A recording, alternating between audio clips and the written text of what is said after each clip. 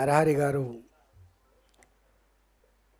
11వ పుస్తక ఆవిష్కరణ మా చేతుల మీదుగా కలిగించినందుకు వారికి ధన్యవాదాలు. ఇంతకుముందు చెప్పినట్టుగా రిటైర్డ్ అయిన తర్వాత వాళ్ళ అభిప్రాయాలను వెలిబుచ్చేటువంటి సాహసం చేస్తారు. కానీ ఐఏఎస్గా ఉన్నా, ఐపీఎస్గా ఉన్నా, ఏ పార్టీలో నాయకుడిగా ఉన్నా, ఒక జడ్జిగా ఉన్నా కూడా నా అభిప్రాయం ఏందో నేనేందో చెప్పే అధికారం ఒక పౌరుడిగా ఉందని చెప్పి దాన్ని నిరూపించినటువంటి వ్యక్తి మా నరహరి గారు. ఈ కార్యక్రమానికి ముఖ్య అతిథులుగా వచ్చినటువంటి మా మిత్రులందరికీ పేరు పేరున మహేష్ గౌడ్ గారు, మా ప్రకాష్ గారు, శ్రావణ్ గారు, అందరికీ పేరు పేరున మా ముందున్నటువంటి సహచరులందరికీ నమస్కారం. ఇట్లాంటి వేదికలు ఈ మధ్యకాలంలో చాలా అరుదుగా జరుగుతూ ఉన్నాయి.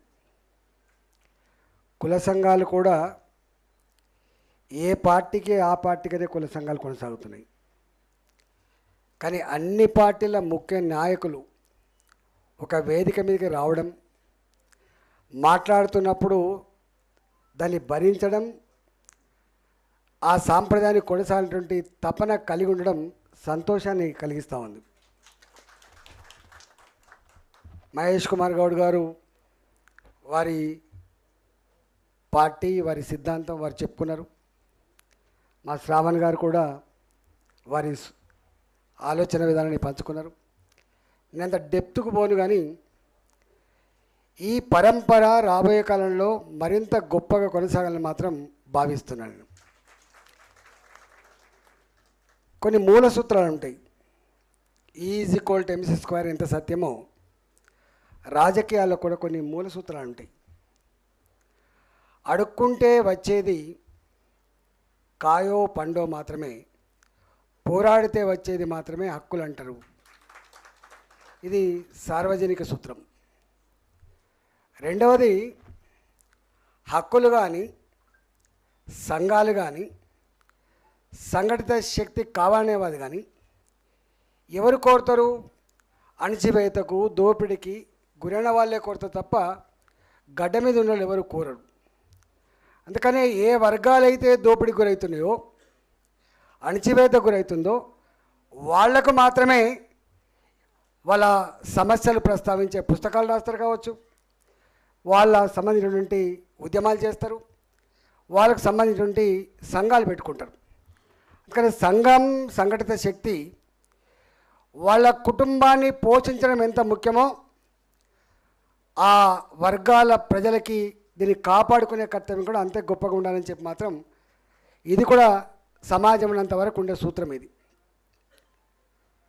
కానీ ఒక్కటి బాధ అనిపించే అంశం ఏంటంటే 77 ఇయర్స్ అవుతుంది, 77 సంవత్సరాలు గడిచిపోయింది. అంబేద్కర్ గారిని మనం ఎంత గొప్పగా కీర్తిస్తామో, అంబేద్కర్ రాజ్యాంగం పట్ల మనకు ఎంత నిబద్ధత, ఎంత గౌరవం ఉంటుందో నేను చెప్పాల్సి అక్కర్లేదు. కానీ అంబేద్కర్ గారు ఆనాడే ఒక మాట చెప్పిండు, ఈ రాజ్యాంగాన్ని అందిస్తున్నా కానీ ఈ రాజ్యాంగం మీద ప్రమాణం చేసే పాలకులు ఎవరైతే ఉన్నారో దాని స్ఫూర్తిని కనుక సమగ్రంగా అమలు చేయకపోతే పూర్తి ఫలితాలు సమాజానికి అందే ఆస్కారం ఉండదనే మాట కూడా చెప్పిండు ఆయన. రాజ్యం ఈ రాజ్యాంగం ఎవరి చేతిలో ఉందనేది దాని మీద ఆధారపడే రేపటి ఫలితాలు ఉంటాయని చెప్పినటువంటి మానవుడు అంబేద్కర్ గారు. అంటే ఎక్కడో రాజ్యాంగ స్ఫూర్తిని అర్థం చేసుకోవడంలో, దాన్ని సంపూర్ణంగా అమలు చేయడంలో విఫలమైనం కాబట్టే, ఎక్కడో విఫలమైనం కాబట్టే, సంపూర్ణంగా దాన్ని అర్థం చేసుకొని అమలు చేయలేదు కాబట్టే ఇవాళకి కూడా ఏబీసీల వర్గీకరణ వస్తూ ఉంది. ఇవాళకి కూడా ఇవాళ మేము ఓబీసీలం, మాకు కొంత రిజర్వేషన్ కావాలని చెప్పి, మాకు కొన్ని సేఫ్ గార్డ్ కావాలనేటువంటి చర్చ వస్తుంది. కానీ అంబేద్కర్ గారు మాత్రం ఒక 20 సంవత్సరాల కాలంలో, 30 ఏళ్ల కాలంలో నా దేశం కులాలు లేని, మతాలు లేని, అంతరాలు లేని ఒక సమసమాజం ఏర్పడుతుందని చెప్పి ప్రవచించిండ్రో అది మాత్రం ఇవాళకి అందలేదు. That is sad part the democracy, Indian democracy. అందువల్ల అంటే వారు చెప్పిన మాట ప్రకారంగానే దాన్ని అర్థం చేసుకోవడంలో సంపూర్ణంగా అమలు చేయడంలో ఎక్కడో లోపం ఉంది కాబట్టి జరిగింది. నేను అప్పుడప్పుడు ఒక మాట అంటా, అన్నిటికీ మెరిట్ ఉంటుంది. ఇంజనీర్ కావాలన్నా మెరిట్ కావాలి, ఒక ఐఏఎస్ ఆఫీసర్ కావాలన్నా మెరిట్ కావాలి, ఒక ఐపీఎస్ ఆఫీసర్ కావాలన్నా కూడా మెరిట్ కావాలి. కానీ రాజకీయ నాయకులు కూడా మెరిట్ కావాలని చెప్పి అంటున్నాను. మనం రాజకీయ నాయకులు కూడా మెరిట్ కావాలి. ఆ మెరిట్ ఈ సమాజంలో ఉన్నటువంటి అన్ని వర్గాల ప్రజల జీవితాల పట్ల సంపూర్ణమైన అవగాహన కలిగిన మెరిట్ కావాలి. రాజ్యాంగ స్ఫూర్తిని సమగ్రంగా అర్థం చేసుకునే మెరిట్ కావాలి.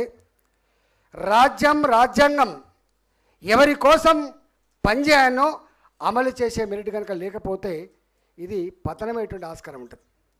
అందుకనే ఇవాళ ఒక వ్యక్తి డాక్టర్గా విఫలమైతే కొంత నష్టం జరుగుతుండొచ్చు, కానీ సామాజిక న్యాయాన్ని ఆచరించే పొలిటికల్ సిస్టమ్ కనుక విఫలమైతే సమాజమే కూలిపోద్దనడానికి అనేక ఉదంతాలు ఉన్నాయి, మన కళ్ళ ముందు కనపడతా ఉంది. ఇవాళ వారు చెప్పిండ్రు మహేష్ కుమార్ గారు, నేను ఆ లోతులోకి పోను. నేను మోడీ గారి గురించి ఒక మాట చెప్పాలనుకున్నాను. వారు ఓబీసీ అంటే కొంతమంది ఇట్లా కాదు అట్లా కాదు ఏం మాట్లాడుతారో అక్కర్లేని సబ్జెక్ట్. ఇక్కడ ఇష్యూ రిజర్వేషన్ల వల్లనే మెరిట్ పోతుందని ఒక చర్చ ఉండే ఇంతకుముందు. ఇవాళ చర్చ లేదు, ఎందుకంటే క్యాపిటల్ ఫీజు వచ్చిన తర్వాత డబ్బులు ఎవరుంటే వాళ్ళు ఇంజనీరింగ్ సీట్ కొనుక్కుంటారు, డబ్బులు ఎవరుంటే వాళ్ళు ఒక మెడికల్ సీట్ కొనుక్కుంటారు, అది వేరే విషయం. ఇలా ఆ మెరిట్ చర్చ లేదు. ఒకప్పుడు ఇది పెద్ద చర్చ జరిగేది, అవమానకరంగా ఉండేది, ఆ చర్చ లేదు. కానీ రాజకీయాలలో ఈ వర్గాలకు అధికారం వస్తే ఎట్లా ఉంటుందో బీహార్లో కర్పూరి ఠాకూర్ గారు వారు చూపించిన స్ఫూర్తి దేశానికే ఒక మార్గాన్ని ఇచ్చింది. ఇవాళ తమిళనాడులో కూడా మనం చూస్తూ ఉన్నాం, ఒక కరుణానిధి వాళ్ళు ఏ కుటుంబంలో పుట్టిండ్రు, ఎక్కడి నుంచి వచ్చిండ్రు, ఇవాళ సామెతలు ఉంటాయి, గివిళ్ళకు కూడా అనేటువంటి సామెతలు ఉంటాయి. వీటన్నిటి కూడా అధిగమించి దేశానికి ఒక మంచి నాయకత్వ లక్షణాన్ని, అందులో మరీ ముఖ్యంగా సామాజిక కోణాన్ని అందించిన మహనీయులు ఇవాళ బీహార్లో చూసినాం, మనం తమిళనాడుకు చూసినాం. ఈ దేశంలో కూడా మనకు తెలుసు ఎలా రాజకీయాలు ఎంత టఫ్గా ఉన్నాయి. ఎందుకంటే టఫెస్ట్ జాబ్ అన్న గ్లోబ్ ఈజ్ పాలిటిక్స్ అంటాం ఇవాళ, టఫెస్ట్ జాబ్ ఇవాళ. కానీ ఆ టఫెస్ట్ జాబ్ అనేటువంటి ఈ రోజులలో ఇంతమంది వారు చెప్పిండ్రు, ఒకప్పుడు విద్యార్థులకు కూడా సంఘాలు ఉండేటివి, సామాజిక స్పృహ ఉండేది. ఇవాళ పెద్దలు ఎట్లయితే స్పందిస్తూ ఉన్నారో విషయాల మీద విద్యార్థులు కూడా స్పందించే నేచర్ ఉండేది. కానీ అన్ఫార్చునేట్ థింగ్ ఏంటంటే ఇవాళ విద్యార్థి లోకం ఇవాళ కంప్యూటర్ మైకోలో పోతూ ఉంది, ఇంకో అకాడమిక్ ఓరియంటేషన్లో పోతూ ఉంది, లేకపోతే చదువు కుటుంబాన్ని ఓరియంటేషన్ పోతూ ఉంది. సామాజిక స్పృహ తగ్గిపోతున్నటువంటి ఈ కాలం అంటున్నాం మనం. ఇవాళ గా కాలంలో ఇవాళ సంకీర్ణ రాజకీయాలు ఉన్నటువంటి ఈ కాలంలో మోడీ లాంటి వ్యక్తి దేశానికి ప్రధానమంత్రి అయ్యిండు. అయితే ఒక 20 నాకు తెలిసి దేశ చరిత్రలో ఎప్పుడు కూడా ఇంతమంది కేంద్రంలో మంత్రులున్న సందర్భాల్లో ఓబీసీలకు 27 మందిని ఓబీసీ మంత్రులు చేసే చరిత్ర కూడా మోడీ గారికి దక్కింది. ఇవాళ మనం చూస్తూ ఉన్నాం, అంటే సామాన్యుడు, ఆకలితో ఉన్నవాడు, సమస్యల నుంచి వచ్చినవాడు లీడర్ అయితే ఎట్లా ఉంటుందో ఇవాళ దానికి ఒక ప్రత్యక్ష నిదర్శనం దేశంలో మనం చూస్తాం. ఒక 20 ఏళ్ల క్రితం 15 ఏళ్ల క్రితం ఊళ్ళలో పోతూ ఉంటే మనం అటుపక్క ఇటుపక్క రోడ్ల పక్కకు బయలుభూమి పెట్టేటువంటి దరిద్రం ఉండే. ఏ కంప్యూటర్ అని మనం చెప్పుకుంటున్నామో ఇవాళ today is the era of computer science అని చెప్పుకున్నామో, రాకెట్ సైన్స్ యుగం అని చెప్తున్నామో. ఈ రాకెట్ సైన్స్ యుగంలో గిన్ని లక్షల కోట్ల బడ్జెట్ ఉన్నప్పటికీ కూడా నా గ్రామీణ ప్రాంతాల్లో ఉన్న మహిళలకు కనీసం బయలుభూమి పోవడానికి ఒక టాయిలెట్ లేని పరిస్థితి మనం చూస్తూ ఉన్నాం. ఇవాళకి ఒక గుడి లేని పరిస్థితి మనం చూస్తూ ఉన్నాం. ఎక్కడున్నాం మనం? గా పరిస్థితులలో ఇవాళ అది చిన్నదే కావచ్చు, అది 10,000 రూపాయల 15,000 రూపాయలు కాదు. నా భారతదేశ మహిళల గౌరవాన్ని కాపాడడానికి ఇవాళ స్వచ్ఛ భారత్ కింద టాయిలెట్ కట్టించేటువంటి ఆలోచన చేసినాం. అది ఎన్ని వేల కోట్ల గురించి మాట్లాడుతున్నాం, కానీ అది దాంట్లో ఎంత సుదీర్ఘమైన ఆలోచన ఉంది, ఎంత డిగ్నిటీ ఉందో ఒకసారి అర్థం చేసుకోండి. అంటే సామాన్యుడు, నేను సోషల్ వెల్ఫేర్ హాస్టల్ చదువుకున్నా, నేను చదువుకున్న రోజులలో కటోతో అన్నం కొలిసి పెట్టినప్పుడు, ఆ అన్నంలో పురుగులు వస్తున్నప్పుడు, రాళ్ళు వస్తున్నప్పుడు, ఆ అన్నం ఉడికంది ఉన్నప్పుడు నా కళ్ళలో నీళ్ళు వచ్చేది. నేను రాష్ట్రానికి ఆర్థిక మంత్రి అయినా. నేను ఆర్థిక మంత్రి అయిన తర్వాత నేను ఫస్ట్ తీసుకున్న నిర్ణయం, ఈ పిల్లలకి, ఎదుగుతున్న పిల్లలకి కటలతో బువ్వ కొలిచి పెట్టేటువంటిది ఇంకా ఎక్కడి యుగం ఇది, ఏం కాలం ఇది అని చెప్పి కడప నిండా అన్నం పెట్టే జీవో రావాలి. నెంబర్ 1. ఆ జీవోలో ఆ పిల్లలకి బీపీటీ సన్నబియ్యం అన్నమే పెట్టాలి. ఇది అనడం అనుకున్నాం. నేను అనుభవించిన కాబట్టి ఇవాళ దాన్ని అమలు చేసినాం. ఇవాళ అంటే సామాన్యులకి, కష్టం నుంచి వచ్చిన వాడికి అధికారం వస్తే ఏమొస్తానికి అనేకం ఉంటాయి. అందులో ఇదొకటి. మా జాజుల శ్రీనివాస్ గారు ఊకే వచ్చి నాకు దరఖాస్తు ఇచ్చేది నేను ఆర్థిక మంత్రి ఉన్నప్పుడు. అన్న ఈ పని చేయి, ఆ పని, ఇంకెక్కడున్నావు శ్రీనివాస్ అని చెప్పేది. ఇదేమంటాను నేను, నువ్వు ఇంకెక్కడున్నావు, నువ్వు నేనున్నా ఇక్కడ ఆర్థిక మంత్రిని, నేను హాస్టల్ నుంచి వచ్చినాడు కదా, ఇంకా నీలాంటోడు దరఖాస్తులు ఇస్తే దండం పెడితే సమస్య పరిష్కారం ఎందుకు అనుకుంటాను శ్రీనివాస్ గారు? దీనికి ఒక పెద్ద అద్భుతమైనటువంటి ఒక స్ట్రాటజీ ఉన్నది, నువ్వు త్వరలోనే చూస్తావని చెప్తే నవ్విండి ఆయన.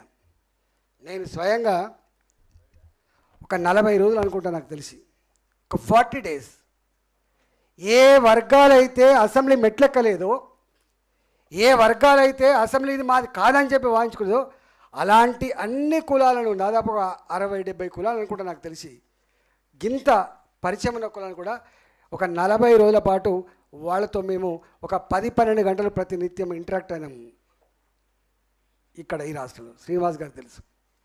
అయిన తర్వాత దాన్ని అంతా క్రోడీకరించుకొని ఏం చేద్దాం శ్రీనివాస్ అంటే, ఏదైనా ఒకటి మేము చేయాలనే ధైర్యం చేసినంటే ఒక 3 రోజుల పాటు ఇది రాష్ట్రంలో, ఈ 3 రోజుల పాటు ఇక్కడ ఉన్నటువంటి స్పీకర్లు ఆనాడు ఇద్దరు ఓబీసీలే, స్పీకర్ గారు కానీ, చైర్మన్ గారు కానీ, ఎంపీలుగా, ఎమ్మెల్సీలుగా, ఎమ్మెల్యేలుగా, మంత్రులుగా ఎవరైతే ఉన్నారో ఆనాడు మేము సొంతంగా ఇనిషియేటివ్ తీసుకొని ఒక 3 days, ఒక 3 రోజుల పాటు ఓబీసీ కాంక్లేవ్ అని దాన్ని పెట్టినాం మేము. అంతే కదా శ్రీనివాస్? 3 days పెట్టినాం. 3 days పెడితే మా ముఖ్యమంత్రి గారు తెలిసింది ఈ విషయం. ఏదో పెడుతున్నట్టుంది అంటే, అవును మేము పెడుతున్నాం. ఒక 40 రోజుల పాటు ఒక వర్క్షాప్ పెట్టుకున్నాం మేము.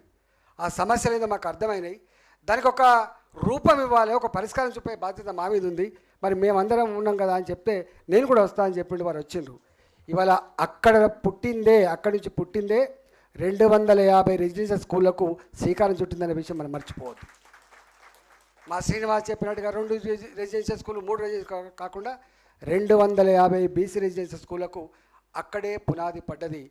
దానికి కారణం సంఘటిత శక్తి, ఐక్యత ఆనాడు. దాంతోపాటుగా ఆత్మగౌరవ బాణాలు కూడా 70. సరే, అది ఇంకా కులాల పరంగా ఉంటామా లేదా నాకు తెలియదు, కానీ నేను చిన్నప్పుడు చూసిన ఇది గౌడ హాస్టల్, ఇది పద్మశాలి హాస్టల్, ఇది వైశ్య హాస్టల్, ఇది వెలమ హాస్టల్. ఈ హాస్టళ్లలో ఆ తెలంగాణ వ్యాప్తంగా కానీ ఆంధ్రప్రదేశ్ వ్యాప్తంగా ఆ హాస్టల్లో ఉండి చదువుకొని ఎంత గొప్పగా చూసాం. కాబట్టి ఈ సంస్కృతి సాంప్రదాయాలకి ఆ పిల్లలకి ఒక అడ్డా ఉండాలని చెప్పి, అది కులాల పరంగా నువ్వు ఇష్టమున్నా లేకపోయినా, ఇంతకుముందు మహేష్ కుమార్ గారు చెప్పింది కాబట్టి, నీకు ఇష్టమున్నా లేకపోయినా ఈ దేశంలో కులం అంటూ ఒకటి ఉంది కాబట్టి ఇవాళ ఆ కులాల పరంగా ఆత్మగౌరవ భవనాల కోసం కూడా అక్కడే అంకురార్పణ జరిగింది. అందువల్ల నేను విజ్ఞప్తి చేస్తున్నా, డెఫినెట్గా ఇవాళ సరి అయిన టైంలో ఈ బుక్ వచ్చింది అనుకుంటున్నాను. నేను సరైన టైంలో వచ్చింది అనుకుంటున్నాను. ఒక గుడ్ థింగ్ ఏంటంటే, చైతన్యానికి కొదవలేదు, త్యాగాలకు కొదవలేదు. మీరు చెప్తున్న సంపద సృష్టి ఆ కులాలు ఏదైతే చేసినాయని చెప్పి మా శ్రావణ్ చెప్పిండో, ఇవాళ మనం ప్రవచిస్తున్న జిఎస్డిపి, మనం ప్రవచిస్తున్న జీడిపి ఇవాళకి కూడా ఈ వర్గాలే సృష్టిస్తున్న విషయం మనం మర్చిపోవద్దు. ఇవాళ 170 లక్షల కోట్ల రూపాయల సంపద, 200 కోట్ల రూపాయల సంపద అని అయితే ప్రవచిస్తున్నామో, ఆ సంపదకి మూలకారకులు ఆనాడు వాళ్ళు ఓనర్లుగా ఉండవచ్చు, ఇవాళ వాళ్ళు కంపెనీ కార్మికులు ఉండవచ్చు, సంపద సృష్టికర్తలు మాత్రం వాళ్ళే అనే విషయం మనం మర్చిపోవద్దు. ఈ దేశంలో సంపద సృష్టించేది వాళ్ళు మాత్రమే. అందువల్ల ఎవరైతే ఈ దేశంలో సంపద సృష్టిస్తున్నారో ఆ సంపద సమస్త ప్రజానీకానికి అందించాలనే సంకల్పం ఏవైతే ఉందో, అంబేద్కర్ గారు చెప్పినట్టుగా డెవలప్మెంట్ విత్ ఈక్వల్ డిస్ట్రిబ్యూషన్ అని చెప్పిండు. ఇవాళ ఆ సమస్త సంపదలు సమస్త ప్రజానీకానికి అందించాలంటే ఇగో ఈ మెరిట్ ఆ వర్గాలకు ఆ వర్గాలకు ఫలితాలు అందించే కమిట్మెంట్ ఉంటే సాధ్యమవుతుంది. కాబట్టి డెఫినెట్గా ఇవాళ ఇప్పుడున్న పరిస్థితుల్లో నేను చూస్తా ఉన్నా, విశ్వాసం కలిగిస్తే చాలు, గుర్తుపెట్టుకోండి. నాకు తెలిసి చైతన్యం లేక కాదు, గుడిసెల్లో ఉన్న మా కొమరన్న ఇంట్లో కూడా పీజీ చదివే పిల్లగాలు ఉన్నారు. ఇవాళ ఇలా అంతటా లిటరసీ ఉంది, సామాజిక స్పృహ ఉంది, ఒక్కటే కొరత ఉంది. నేనున్నా అనే భరోసా ఇచ్చేటువంటి నాయకుడితే తప్పకుండా కళ్ళకద్దుకొని గెలిపించగలిగే శక్తి ఉన్నోళ్ళు. కానీ ఆ విశ్వాసం కలిగించాలి, ఆ నమ్మకాన్ని కలిగించాలి. ఇవాళ దీన్ని వాడుకొని, ప్లాట్ఫామ్ వాడుకొని మనం రాగానే మళ్ళీ మన పని చేసుకుంటే కుదరదు. కానీ డెఫినెట్గా ఇవన్నీ ఉన్నప్పటికి కూడా దీన్ని అధిగమించగలిగి, దీన్ని తొక్కి పడేసి ఎప్పుడో ఒకనాడు ప్రజలు కోరుకునే, ప్రజల వేవులెంతో ఆలోచించేటువంటి లీడర్షిప్ వస్తాననుకుంటున్నాం. ఆ లీడర్షిప్ విజయం సాధిస్తాననుకుంటున్నాం. ఆ దిశగా అడుగులు వేస్తాననుకుంటున్నాం. మనం చూస్తాం కదా, నరహరి గారు త్యాగాలు లేకుండా ఎప్పుడు కూడా అనేక మంది త్యాగాలు చేశారు. కొన్ని వందల వేల చరిత్రలు ఉంటాయి. ఎంతోమంది త్యాగధనులు ఫైట్ చేస్తేనే ఇవాళ ఈ స్థితికి వచ్చినాం. అంబేద్కర్ గారు ఎన్ని అవమానాలు పడితే మనం ఈ స్థితికి వచ్చినాం. పూలే గారు ఎన్ని అవమానాలు పడితే ఈ స్థితికి వచ్చినాం. సావిత్రిబా పూలే గారు ఎన్ని అవమానాలు పడితే ఒక స్త్రీకి విద్య అందింది. అంతకంటే ముందు కూడా సావు మహారాజు లాంటి వాళ్ళు ఎన్ని అవమానాలు పడితే ఇది వచ్చింది. ఇవాళ మనం ఏ అవమానాలైతే భరిస్తున్నామో, అవమానాలైతే భరిస్తున్నామో, ఆనాడు అంతకంటే 100 రెట్ల అవమానాలు భరించింది ఆనాడు ఆ మహనీయులు. వాళ్ళ త్యాగాల పుణ్యమా అని చెప్పి మనం ఇక్కడికి వచ్చినాం. డెఫినెట్గా రాబోయే కాలంలో ఎంతో దూరం లేదు చైతన్యం ఇలా వెల్లివిరుస్తూ ఉంది. దానికి మార్గదర్శనం, నాయకత్వం అందించాల్సిన బాధ్యత మనందరి మీద ఉందని చెప్పి మనవి చేస్తూ, మరొకసారి వారికి, వారి మిత్రుడు పృథ్వీరాజ్ సింగ్కు ధన్యవాదాలు తెలుసుకున్నా. నమస్కారం. భారత్ మాతకి జై.